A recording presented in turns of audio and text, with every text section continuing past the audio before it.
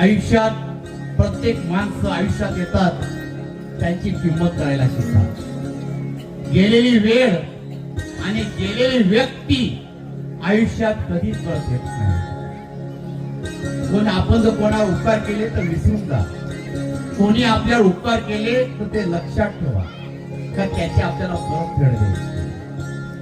आपण आयुष्यामध्ये एकाच गोष्टीवर विचार करत असतो.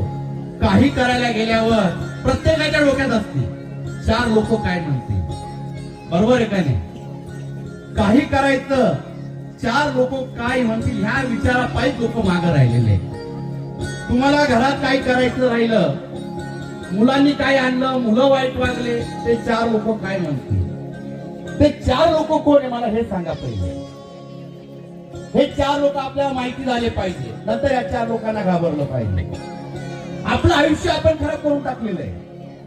आपण मंदिरात यायला घाबरतो, मी आजपर्यंत गेलो नाही, गेलो तो 4 लोक काय म्हणतील. अरे त्याला काय घेणं नाही. हे 4 लोक कोण आहे माहितीये का? जेव्हा तिरडी निघते ना, त्याच्या खाली 4 उभे असतात.